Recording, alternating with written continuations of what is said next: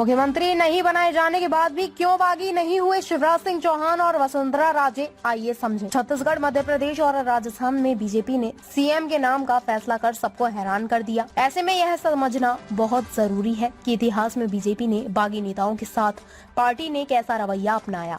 3 राज्यों में बम्पर जीत के बाद बीजेपी के 3 बड़े नेता किनारे लग गए।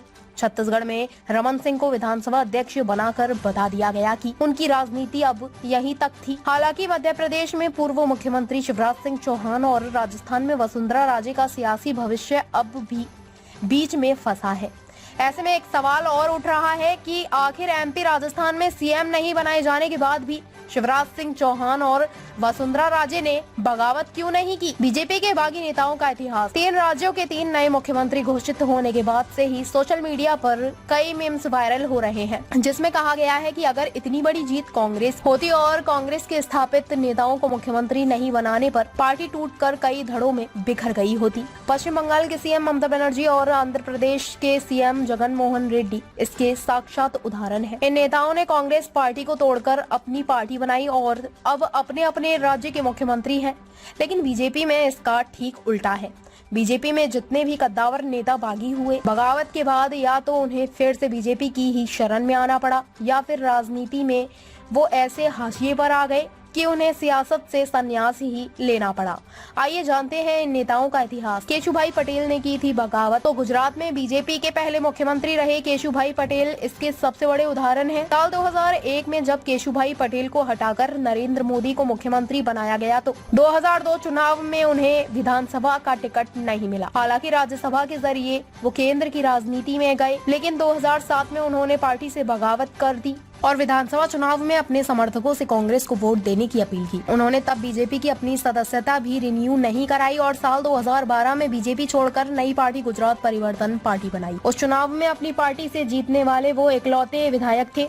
तब उन्होंने विसवदर विधानसभा से बीजेपी के कनुभाई भलाला को मात दी। जब ये तय हो गया कि मौजूदा प्रधानमंत्री नरेंद्र मोदी अब गुजरात नहीं बल्कि दिल्ली संभालेंगे और 2014 के लोकसभा चुनाव में बीजेपी के प्रधानमंत्री पद का चेहरा नरेंद्र मोदी होंगे, तो केशुभाई पटेल ने अपनी पार्टी का विलय भारतीय जनता पार्टी बीजेपी के साथ कर दिया।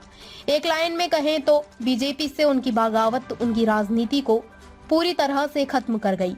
उमा भारती और लालकृष्ण आडवाणी की मध्य प्रदेश की मुख्यमंत्री रही उमा भारती की बगावत की कहानी भी कुछ ऐसी ही है। 2003 में मध्य प्रदेश में बीजेपी को सत्ता दिलाने वाली उमा भारती मुख्यमंत्री तो बनी, लेकिन 1 साल के अंदर ही उनके ऊपर गिरफ्तारी की तलवार लटक गई। 10 पुराने एक मामले में जब उनकी गिरफ्तारी तय हो गई तो अगस्त 2004 में उन्हें अपने पद से इस्तीफा देना पड़ा। कुछ ही दिनों के बाद बीजेपी दफ्तर में लालकृष्ण आडवाणी से झगड़ा होने के बाद उमा भारती को पार्टी से निकाल दिया गया। हालांकि संघ के हस्तक्षेप से उमा भारती का निलंबन रद्द हो गया, लेकिन वह बीजेपी के शीर्ष नेतृत्व के खिलाफ बागी तेवर अपनाए रही। उनकी एक ही मांग थी कि मध्य प्रदेश में शिवराज सिंह चौहान को हटाकर उमा भारती को फिर से मुख्यमंत्री बनाया जाए। केंद्रीय नेतृत्व इसके लिए राजी नहीं था। नतीजा यह निकला कि उमा भारती को फिर से पार्टी से निकाल दिया गया। इसके बाद उन्होंने भारतीय जनशक्ति पार्टी बनाई, नई पार्टी बनाई और दावा किया कि उनकी पार्टी संघ की विचारधारा पर चलेगी और संघ प्रमुख मोहन भागवत का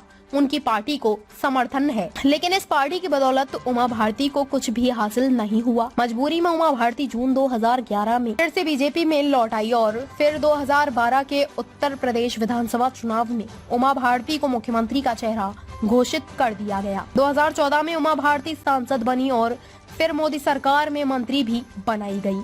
वो अब भी बीजेपी में ही है, क्योंकि उन्हें पता है कि बगावत से उन्हें कुछ भी हासिल नहीं होना है। दिल्ली के सीएम को बीजेपी ने पार्टी से निकाला था। दिल्ली के मुख्यमंत्री पद से हटने के बाद मदन लाल खुराना को अटल बिहारी वाजपेयी सरकार में मंत्री भी बनाया गया था, लेकिन वो बार बार केंद्रीय नेतृत्व और खास तौर से बीजेपी अध्यक्ष लालकृष्ण आडवाणी के खिलाफ बागी तेवर अपनाए ही रहे। नतीजा यह हुआ कि उन्हें पार्टी से बाहर कर दिया गया। हालांकि वो बीजेपी में वापस भी आए, लेकिन तेवर ऐसे ही रहे और फिर दूसरी बार जब बीजेपी ने उन्हें पार्टी से निकाला तो राजनीति में भी उनकी कभी वापसी हो ही नहीं पाई।